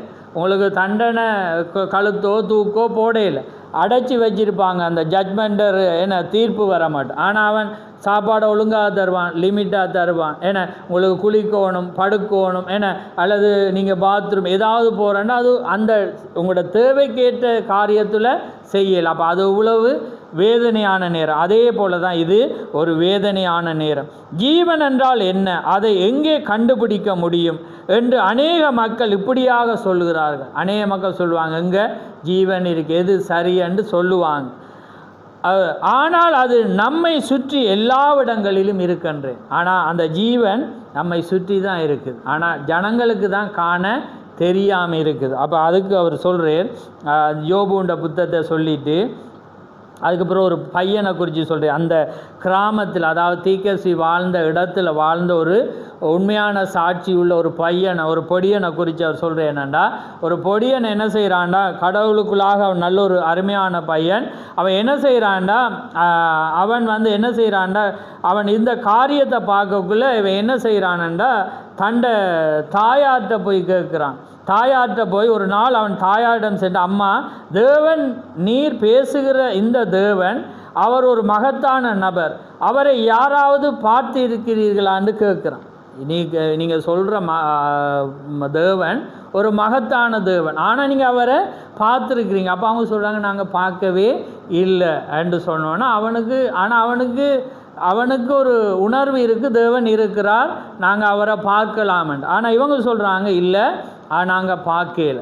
அப்போ இவன் என்ன செய்கிறான், தன்னை டீச்சர்ட்டையும் போய் கேட்குறான், இப்படியாக பிரசங்கிக்கிறீங்க, இப்படி காரியங்கள், ஆனால் தேவனை நீங்கள் கண்டிருக்கிறீங்களான்றக்குள்ள அவர் சொல்ல, இல்லை நானும் அவரை தேவனை நீ பார்க்கவே முடியாது. கடைசியாக அம்மா என்ன சொல்கிறான்னா, நீ போய் மேய்ப்பட்ட கேள். எனவே அவன் மேய்ப்படத்தில் சென்றான். அவர் சொல்கிறே இல்லவே இல்லையே மகன். அப்போ அவர் சொல்லி தேவனை நான் பார்க்கவே இல்லை. அவன் கேட்குற நீ தேவனை பார்த்துருக்கிறியா? அவர் சொல்ல இல்லவே இல்லை மகனே என்றார். தொடர்ந்து அவர் ஒருவனும் தேவனை கண்டு ஜீவனோடு இருக்க முடியாது, எனவே உன்னால் தேவனை பார்க்க முடியாது என்றார். சரி, அது அந்த சிறு பையனுக்கு ஒரு வினோதமான ஒரு ஏமாற்றமாக இருக்கு. என்னடா இவர் தேவனை ஆராதிக்கிறாங்க, ஆனால் தேவனை பார்க்கலன்னு. ஆனால் தேவன் எப்படி இருக்கிறாருன்ற வெளிப்பாடை தான் நாங்கள் பார்க்கோம். தேவன் எங்கேயுமே இருக்கிறார். ஆமென். அதால தான் சில உலக மனிதர் சொல்லுவாங்க, ஒரு காரியம் அவங்க எதிர்பார்த்துருக்கக்குள்ள ஒரு ஆள் அதை செஞ்சிட்டேன்டா நீங்கள் கடவுள், ஏன்னா நீங்கள் அதை செஞ்சீங்க, கடவுள் உங்களை அனுப்பினார். இப்போ நான் ஏற்கனவே உங்களுக்கு சொல்லியிருக்கிற மீனிங்கை கடவுள் என்பது இப்போ அதுக்காக தந்த பொக்ஸிலே ஏதோ தந்தவனை நம்ம வணங்க மாட்டோம். வணக்கத்துக்குரியவர் தேவன். ஆனால் கடவுள் எப்படி வாரேரண்டா ஒரு மம்ரேல யார் ஆபிரகாமை சந்திக்கக்குள்ள தேவன் எப்படி வாரு, ஒரு வயதான தோற்றமுடையவராக என்ன செய்கிறேன்டா அப்படியே வர்ற வேளையில் என்ன செய்கிறான் ஆபிரகாம், அதை என்ன செய்கிறான் வணங்குறான். அதே போல் தேவன் எப்பயுமே நேற்று முன்று மாறாதவராக இருந்து அவர் என்ன செய்கிறார். அப்போ நாங்கள் தேவனை எங்கேயும் காணலாம்.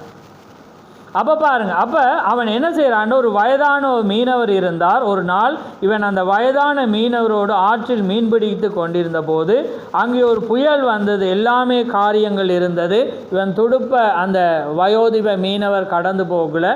இவன் என்ன செய்கிறான், அந்த வயோதிப மீனவர்கிட்ட சொல்கிறான், நீ தேவனை எப்பயுமே பார்த்ததுண்டா? அப்போ அவர் உடனே அவர் சொல்கிறார், நான் அந்த இயற்கையை கொண்டு வா. அப்போ இயற்கையை கொண்டுக்குள்ளே நீ பார், இந்த இயற்கையை பார், காரியங்களை பார் என்று அவர் விவரிக்கிற வேளையில் அவர் சொல்கிறார், எப்படி இந்த காரியமானது இளவீர் காலத்தில் என்ன செய்யுது, இலைகள் விழுகுது, அது அப்படியே விழுந்தோன்னு அதை என்ன செய்ய மரம் முழுக்க மொட்டையாகி அந்த ஜீவன் என்ன செஞ்சிருமென்னா கீழே போய் அப்படியே தான் இருக்குது. ஆனால் அந்த சூரியன் உதிச்சு என்ன செய்ய வசந்த காலம் வர்ற வேளையில் அதை என்ன செய்யுமெண்டா கீழே இருக்கிற ஜீவன் வேறு. அப்போ தீர்க்கதரிசி என்ன சொல்கிறேன்டா, நீங்கள் அந்த மண்ணை இலை எல்லாமே வேறு எல்லாமே கீழே விழுற மண்ணை நீங்கள் அந்த விஞ்ஞானிகள் எடுத்து போய் அதை அந்த சயின்டிஸ்ட் எடுத்துக்கொண்டு போய் ஆராய்ச்சி பார்த்தா அந்த ஜீவனை கண்டுபிடிக்க இயலாது. ஆனால் அந்த ஜீவனை அந்த மண்ணை அப்படியே விட்டு பாருங்கள், அந்த ஜீவன் எங்கேயோ மறைஞ்சிருந்து என்ன செய்யுமெண்டா அந்த காலம் வரக்குள்ளே திரும்ப வரும். அப்போ அதே தான் சொல்கிறேன், இது ஜீவ மார்க்கம். அதனால் தேவன் இயற்கையில் இருக்கிறார், அவர் மேகங்களில் இருக்கிறார். ஆமென். அவர் மிருகங்களில் இருக்கிறார், அவருடைய படைப்புகளில் இருக்கிறார், தேவங்களுக்கு முன்னால் தான் இருக்கிறார். ஆமென். தேவன் எப்பொழுதும் அந்த காரியத்தில் ஒவ்வொரு மனிதனுக்குள்ளாக அவர் என்ன செய்கிறார் இருக்கிறார். ஏண்டா இவங்க என்ன செய்கிறாங்க, ரிஜெக்ட் பண்ணுறாங்க, கடவுளை ஒருபோதும் ஒருவனும் கண்டதில்லை. ஆனால் கடவுள் எப்படி வருவேர், அவர் இன்றைக்கு வார்த்தையாக இருக்கிற, ஆனால் ஒரு மனிதனுக்குள்ளாக அவர் என்ன செய்கிறார். அதான் நான் இப்போ உங்களுக்கு சொன்னேன், அந்த தூண்டு பிடிப்படுற காரியம் அவர் அங்கேயே தான் இருக்கிறார். ஆமென். அதே போல் உங்களுக்குள்ளும் என்னக்குள்ளே, ஏண்டா அதான் அவர் சொல்கிறார், அன்றைக்கு பெந்தகோஸ்தே நாளில் நாங்கள் அதை வாசிப்போம் 41வது பந்தியில் அவர் பாருங்கள், அந்த பெந்தகோஸ்தே நாளில் அவர் என்ன செய்கிறார்ன்றா, இவர் தேவன் ஒரு மனிதனா தேவனா அவர் என்ன செய்ய மரித்த பிற்பாடு பரத்துக்கு போய் திரும்ப பெந்தகோஸ்தே நாளில் வந்த பிறகு ஒவ்வொரு நாவுகள்லையும் அவர் எப்படி அந்த அக்னிமயமான நாவுகளாக அவர் பிரியிரு. அப்போ அதனால தான் இன்றைக்கு அவர் அன்றைக்கு ஒரே தேவனாக இருந்தார், இன்றைக்கு அவர் என்ன செய்கிறார், எல்லா இடங்களிலும் போயிட்டு. ஆமே, எல்லா மனிதருக்குள்ளேயும் போனோன்னா நீங்கள் எங்கேயும் தேவனை காணார். அப்போ தேவன் ஒரு மனிதனுக்குள்ளே இருந்து அவன் பேசுகிறத வச்சு அவன் தேவன் என்பதை காணலாமே. உங்களுக்கு அவன் நல்ல ஆலோசனை சொல்லுவான். அப்போ அதனால் தேவன் மாத்திரம்தான் உங்களுக்கு நல்ல ஆலோசனை சொல்ல முடியும். தேவன் ஒருவர் தான் உங்களுக்கு உதவி செய்ய முடியும். தேவன் ஒருவர் தான் உங்களுக்கு சுகமளிக்க முடியும். அப்போ அவர் எப்படி வாரேரண்டா, நீங்கள் தேவனை தேடினா அவரை காணார். நீங்கள் இங்கே சபைக்கு வரக்குள்ளே தேவன் உண்டென்றும் அவர் உங்களுக்கு பலன் அளிக்கிறாரண்டா நீங்கள் வந்த தேவைக்கு பலனை கிடைக்கும். அப்போ தேவன் இருக்கிறாரா இல்லையா? அதால தான் எபிரேயர் 13:8 என்ன சொல்லுது, இயேசு கிறிஸ்து நேற்றும் இன்றும் என்றும் மாறாதவர். ஆமென். நான் உலகத்தின் முடிவு பெரியந்தவும் சதா நாட்களில் நான் உங்களோடு உங்களுக்குள்ளே தான் அவர் இருக்கிறார். ஆமென். அது தேவன் மாறல. அப்போ நீங்கள் தேவனை என்ன செய்யலாம், காணலாம். ஆனால் நீங்கள் இப்போ தொழுது கொள்ளலாம். ஏண்டா அப்படி என்ன எல்லா மனிதரையும் நம்ம என்ன செய்யணும், தொழுக அன்றைக்கும் அவர் தொழுக இயேசு கிறிஸ்து வாழ்ந்த நேரம் யாராவது தொழுது கொண்டானா சொல்லுங்கள், அவர் தான் தேவன். யாராவது போய் தொழுது கொண்டானா அவர் ஆராதிச்சானா? இல்லை. யார் ஆராதிச்சு கொண்டிருந்தாங்க? பிதாவை தான் ஆராதிக்கிறாங்க. புரியுதா? இன்றைக்கும் தேவங்க மத்தியில் இருக்கு. ஆனால் நம்ம ஆராதிக்கிறோமா? இல்லை. எங்கே பார்த்து ஆராதிக்கிறோம்? புரியுதா உங்களுக்கு? நான் சொல்கிறேன், அவர் ஒரு நேரத்தில் அவரோடு நம்ம இருக்கும்போது தான் நம்ம அவரை மகிமை. இப்போ புரியுதா அவங்களுக்கு? வெளிப்பாடு. ஆமே. தேவன் தீக்கர்ச்சிக்குள்ளாக இறங்கினேர். தீக்கர்ச்சிக்குள்ளாக தேவன் தான் இருந்தேன். ஆனால் யாரும் தொழுது கொள்ளையில. ஆமே. தொழுகைக்குரியவர் மேலே இருக்கிறார். ஆமே. அவர் தன்னுடைய சரீரத்தில் வரக்குள்ள தான் நம்ம தொழுது கொள்ளலாம். ஆமே. இன்றைக்கு அவர் எப்படி இருக்கிறேன்னா ஆவியின் ரூபத்து. அவரை நீங்கள் தொழுது கொள்ளலாம். ஆமே. அவரை நீங்கள் என்ன செய்யலாது? நீங்கள் ஆராதிக்கலாம். இன்றைக்கும் அதே தேவன் உங்களுக்கு முன்னால் உங்களோடு இருக்கிறார். ஆனால் நாங்கள் உங்களை தொழுது கொள்ளலாம். ஆனால் உங்களுக்கு கிணத்தை கொடுக்கலாம். அதனால தான் நாங்கள் வணக்கம் தெரிவிக்கிறோம். ஆமே. ரைட். அப்போ பாருங்கள், அப்போ அவர் சொல்கிறார், தம்மைத்தாமே அவளுக்கு பகிர்ந்தளித்தார். அக்கினிமான நாவுகள் அவர்கள் மேல் ஒவ்வொரு மேலும் வந்து அவர்கள் எல்லாருக்கும் பரிசுத்த ஆவியில் நிறைவேற்பட்டு ஆவியானவளுக்கு உரைத்தபடி வேறு வேறு பார்த்து துவங்கினார். தேவன் தாமே ஒரு நபராக இருப்பதிலிருந்து தன்னைத்தானே பிரித்தெடுத்து சபையில் இருக்கும்படியாக தன் ஜீவனை மக்களோடு பகிர்ந்து கொண்டார். புரியுது அவங்களுக்கு? அன்றைக்கு ஒரு தேவனாயிருந்து அந்த பெந்தகோஸ்து பகிர்ந்து இப்போ எப்படி சபையோடு இருப்பதற்காக, ஜனங்களோடு இருப்பதற்காக அவர் என்ன செய்கிறார்? தன்னைத்தானே பகிர்ந்து கொடுத்துட்டு. ஆமே. இப்போ நீங்கள் ஒருவரை தொழுது கொண்டால் இப்படி ஆகும். தேவன் ஒரு புள்ளியை தொழுது கொள்கிற மாதிரி போய் பரிபூர்ணத்தல் பரிபூர்ணவர் தேவன் முழுவதுமாக வருவார். ஆமே. அப்போ அதனால தான் இன்றைக்கு தொழுகை இல்லை. ஆனால் இன்றைக்கு தொழுகிற ஒரு கூட்டமும் இருக்கேன்னு இன்றைக்கு தீக்கரிசியை தொழுது கொள்கிறாங்க. ஆனால் தொழுது கொள்ள முடியாது. அது அந்த வெளிப்பாடு தெரிஞ்சால் நாங்கள் எங்கேயுமே விழ மாட்டோம். அதால் தான் சொல்ல, இந்த கல்லின் மேல் என் சபையை கட்டுவேன். அப்படி என்ற கல்லண்டா என்ன? வெளிப்பாடு. என்ன அது? பாறை. அந்த வெளிப்பாட்டின் மேல். அதே போல் வெளிப்பாடு தெரிஞ்ச மனிதன் எங்கேயும் இடற மாட்டான். ஆமே. அவன் சரியானதை சரியாக கண்டு சரியானதை சரியாக புரிந்து கொண்டு அவன் நடந்துகிட்டே இருப்பான். ஆமே. அப்போ அதுதான் அவனுடைய காரியம். ரைட். சபையில் இருக்கும்படியா தன் ஜீவனை மக்களோடு பகிர்ந்து கொண்டார். நாம் மக்களிடத்தில் கொண்டு செல்லக்கூடிய செய்தி அதுதான். இப்போ நான் தான் அந்த செய்தி உங்களுக்கு சொன்னேன். இதுதான் மெய்யான செய்தி. தேவனை நீங்கள் பார்க்குறீங்க. ஆமே. உங்களுக்கு ஒருவர் நன்மை செஞ்சால் தேவன் தான் அது. ஆமே. தேவனை நீங்கள் அங்கே பார்க்குறீங்க. ஆனால் தொழுகையிலாது. அவர் தொழுகைக்குரியவரும் அல்ல. அவர் ஒரு அற்பமான மனிதன். ஆனால் அவர் தான், அவருக்குள்ளேருந்து நீங்கள் யாரை பார்க்குறீங்கன்னா தேவன். ஆமே. ஏனென்றால் அதுதான் காரியம். ரைட். என்னுடைய சொந்த தாயார் சமயத்தில் கடந்து போனார்கள். ஜீவனோடு இருந்த அவளுடைய பிள்ளையாகிய நாங்கள் எல்லாரும் அங்கே நின்று கொண்டிருந்தோம். எங்கள் 10 பேரில் 2 பேர் கடந்து போய்விட்டார்கள். அப்போ 8. முதலாவது அவர் என்ன செய்தார் என்றால், மூத்த பிள்ளையும் கூப்பிட்றா, கடைசி பிள்ளையும் கூப்பிட்றான். கூப்பிட்டு அம்மா சாகிற நேரத்தில் என்ன சொல்கிறான்டா, மகளை பார்த்து சொல்கிறா, நீ நான் 7 நேரம் உன்னை பராமரித்து வந்தேன். ஆனால் நான் சாகிற நேரத்தில் நீ என்ன செய்தா? எனக்காக துணிகளை துவைத்து தந்தா, எனக்காக ஒவ்வொரு வேலைகளை செய்தா, என்னை குளிப்பாட்டினா, எனக்கு பல பல வேலைகளை செய்தா என்று அவள் என்ன செய்கிறா? அந்த மகளை ஆசீர்வதிக்கிறார். முதலாவது அவள் என்ன செய்கிறா? கனிவான கிறிஸ்தவள். தாயாரை பற்றி சொல்கிற கனிவான கிறிஸ்தவள். அநேக வருடத்துக்கு முன் அவள் கிறிஸ்துவண்டை வழி நடத்தி ஞானஸ்தானம் கொடுத்தேன். அப்போ முதலாவது அவளை அழைச்சி அவள் சொல்கிற, மற்றும் நீ என் வீட்டிற்கு வந்து வீட்டை சுத்தம் செய்து இப்படிப்பட்ட வேலைகளை நீ எனக்கு செய்து கொடுத்திருக்கிறாய். தேனே, உன்னை நான் நேசிக்கிறேன் என்று அம்மா என்ன செய்கிறா? தன் மகளை பார்த்து சொல்கிறா. வாலிப கிறிஸ்தவளாகிய அந்த மகள் அங்கே நின்றவாறு தேம்பி தேம்பி அழுது கொண்டு கீழே பார்த்து, அம்மா அது மிகவும் கொஞ்சம்தான் என்றாள். ஏண்டா நாங்களும் தான் அந்த நிலையில் வரக்குள்ளே அம்மாவுக்கு செய்த பணிவிடையை பார்க்கக்குள்ளே நம்ம கொஞ்சம் என்ன நாங்களும் அப்படிப்பட்ட சந்தர்ப்பம் கிடைச்சது. ஆனால் அது கொஞ்சம். அதே போல் அவள் சொல்ல, அம்மா நான் செஞ்சது உங்களுக்கு கொஞ்சம் என்று அவள் என்ன செய்கிறா? மகள் அழுகிறா. அழுது என்ன செய்கிறா இருக்கா? அவள் தாயார் அதுக்கு பிறகு பில்லிக்கு போகிறா. தாயார் பில்லி ஏன்னா மூத்தவளையும் கடைசியும் தான் அவள் கூப்பிட்றான். ஏன்னா 2 பேர் சேர்த்துட்டாங்க, 8 பிள்ளைகள் சூழ இருக்கிறாங்க. ஆனால் அந்த 2 பேரையும் வச்சு சொல்கிறான். ரைட். அம்மா அதுக்கு பிறகு பில்லி அதாவது தீக்கரிசியை கூப்பிட்றா. அம்மா நமக்கு சாப்பிட ஒன்றுமில்லாத போது நான் சாப்பிடும்படி எனக்கு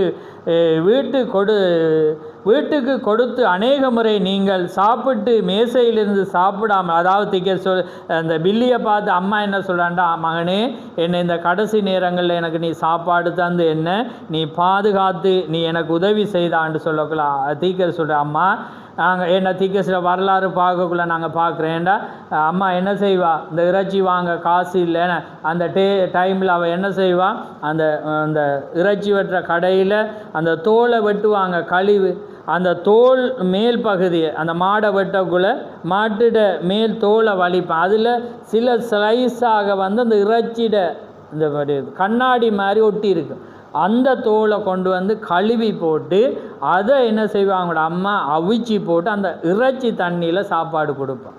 அப்போ அப்படி கொடுக்குற அதே நேரம் சாப்பாடு கொடுக்கக்குள்ள பார்த்திங்கன்னா 10 பேர் தானே கணவனோட பயனொண்டு.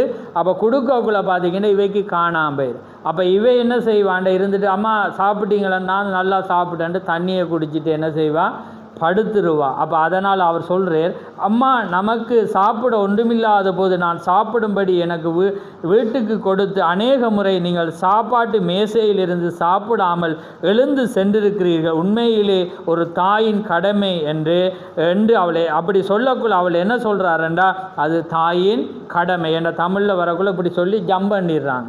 அப்போ இது இவர் சொல்கிற மாதிரி வருது, இப்போ நான் வாசித்த நடைமுறையில். ஆனால் தாய் சொன்னதுக்கு இவர் சொல்கிறார், உண்மையிலே அது ஒரு தாயின் கடமை. ஆனால் புத்தகத்தில் பார்த்தீங்கன்னா அப்படி எல்லாம் இழுத்து விட்டாங்க. ரைட். அவள் பில்லி, நீ எனக்கு ஒரு வகையில் ஆவிக்குரிய வழிகாட்டியுமாய் இருந்தாள், எனக்கு ஞானஸ்தானம் கொடுத்தாய், நீ எனக்கு ஜீவ மார்க்கத்தை தெரியப்படுத்தினார் என்றார். ஆமென். இப்போ எங்களோட தலையங்கம் என்ன, ஜீவ மார்க்கம். அப்போ என்ன சொல்கிற, அதே போல தான் அப்படிப்பட்ட ஸ்லாக்கியத்தை நானும் உடையவனாக. ஆமென். ஏன்னா அந்த காரியத்தை செய்து வைக்க, ஏண்டா அம்மா கடைசியாக என்ன இயலாத நேரத்தை சொல்லுவா ஊழியக்காரனை கூட, ஏண்டா அம்மா மகனே என்று கூப்பிட்டாலும் அதை விட ஒரு படி அந்த ஸ்தானத்தில் தான் அவள் என்ன செய்திருந்தார், வைத்திருந்தார். அதனால் அவள் என்ன செய்வாள், எப்பயுமே பார்க்கக்குள்ள அந்த காரியத்தை தான் அவள் என்ன செய்வாள், செய்யக்குள்ள வந்து அப்படிப்பட்ட நான் அதை பார்க்கும்போது எனக்கும் அந்த உணர்வு வருகிறது. ஆமென். அப்போ பாருங்கள், அந்த காரியத்தில் அவள் என்ன செய்தா அவள் பில்லி, எனக்கு நீ ஒரு வகையில் ஆவிக்குரிய வழிகாட்டி, எனக்கு ஞானஸ்தானம் கொடுத்தா, எனக்கு ஜீவ மார்க்கத்தை தெரிய நான் அம்மா உங்களுக்கு தெரியும் நம்முடைய பின்னணி சூழல், நாங்கள் கத்தோலிக்கம் என்றேன். அப்பொழுது நான் சபைக்கு சென்றிருந்தேன். அவள் என்ன செய்கிறா, ஆனால் தீக்கஸ் என்ன செய்கிற, கத்தோலிக்கத்துக்கு போயிருக்கிறேன், அதுக்கு பிறகு அவருக்கு திருப்தி இல்லை, மற்ற சபைக்கு போனேன் திருப்தி இல்லை, இப்படி ஒவ்வொரு சபையாக போய் தான் கடைசியாக அவர் சொல்கிறேன், எனக்கு தேவன் ஜீவ மார்க்கத்தை தெரிய பண்ணினார். ஆமேன். அதே போல் உங்களுடைய வாழ்க்கையிலும் என்னுடைய வாழ்க்கையிலும் அந்த காரியத்தை தேவன் என்ன செய்தார். ஆமேன்.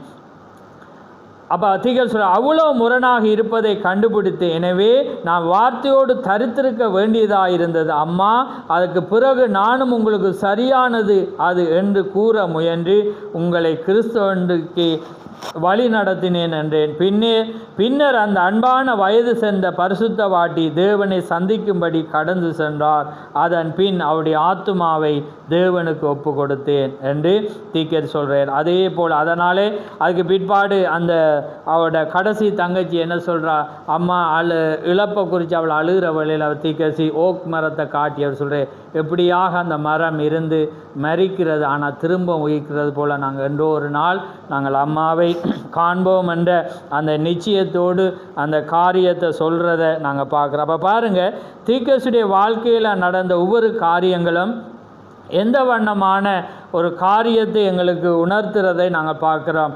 அதனால் பாருங்கள், தேவன் அந்த வண்ணமாக என்ன செய்தார், எங்களுக்கு ஜீவ மார்க்கத்தை அவர் என்ன செய்திருக்கார், தெரிய பண்ணினார். பாருங்கள், அதான் நான் அந்த முன்னமே சொன்னது போல் அதை வாசிக்கிறேன். மண்ணை எடுத்து ஆய்வு கூடத்துக்கு கொண்டு சென்று அதை முன்னும் பின்னும் ஆராய முடியும், ஆனால் உங்களால் அந்த கிருமியை கண்டுபிடிக்க முடியாது.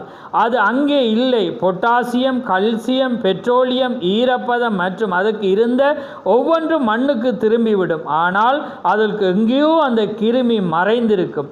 வசந்த காலத்தில் திரும்பவும் சூரியன் வரும்போது அது எவ்வளவு நிச்சயமோ அது அந்த நிச்சயமாக திரும்பவும் ஜீவனோடு வரும். தேவன் அதற்கு ஒரு வழியை கொடுத்திருக்கிறார். இப்போ பாருங்கள், எங்களோட பொடியை நாங்கள் மறிச்சா தாப்போம். ஒரு காலம் வேண்ட பிறகு எங்களோட பொடியில் ஏதாவது மண்ணிலேருந்து கண்டுபிடிக்கலுமான்னு சொல்லுங்கள். ஆனால் அது எல்லாமே அது ஆனால் உயிர்த்தெழுதல் வர்ற வேளையில் அந்த சாயலாக தேவன் என்ன செய்வார், அந்த மகிமையின் சரீரத்தை தருவார். ஆமாம், இந்த பொடியல்ல, அந்த அதேக்கு ஒப்பனையான அந்த ஜீவ கிருமி என்ன செய்யும், அவரோடு அந்த ஆத்துமா பாதுகாப்பு இருக்கு. அதே போல் தான் மரங்களை பாருங்கள், நீங்கள் எதுவாக இருந்தாலும் நீங்கள் இயற்கையில் வந்து தேவனை நீங்கள் என்ன செய்யலாம், ஒவ்வொரு விஷயத்திலும் நீங்கள் அவரை காணலாம். அதனால தான் தாவீது சொல்கிறான், ஜீவ மார்க்கத்தை எனக்கு நீ தெரியப்படுத்துவீர். அப்போ பாருங்கள், அதே போல் ஒரு மார்க்கத்தை எனக்கும் உங்களுக்கு இன்றைக்கு மனுஷன் சொல்கிறாங்க, எங்கே போனாலும் என்ன எல்லாம் பிள்ளையாக இருக்குது, எந்த மனிதனையும் நம்பேல. அவங்க மனிதனை நம்புகிறாங்க, ஆனால் தேவனை நம்பேல், அந்த மார்க்கத்தை நம்பேல். ஆமே, தேவன் ஒருவரே முடிவற்றவராயிருக்கிறார், இழந்து போக முடியாது. அவருடைய வார்த்தை மட்டுமே முடிவற்றதாயிருக்கிறார். அந்த வார்த்தை ஒவ்வொன்றிலும் ஜீவன் இருக்கிறது. ஆமேன். அதனால் இந்த அருமையான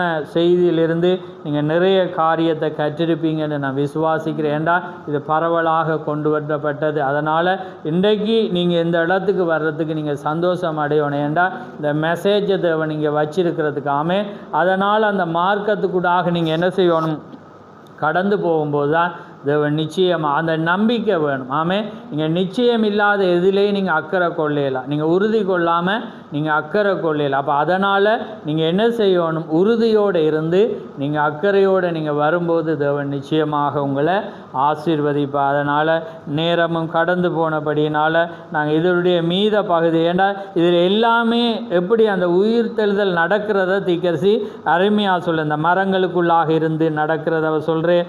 அப்படியாக ஒவ்வொரு காரியத்தையும் அவர் என்ன செய்கிற அழகாக அங்கே சொல்லுகிறத நாங்கள் பார்க்குறோம். ஆனால் கடவுளுக்கு சித்தமாக இருந்தால் காரியங்களை நாங்கள் பார்ப்போம். அதனால் தேவன் தாமே உங்களை ஆசீர்வதிப்பாராக. நாங்கள் ஒரு விசை நாங்கள் எழுந்திருந்து நாங்கள் ஜெபத்துக்காக எங்களை தாழ்த்துவோம்.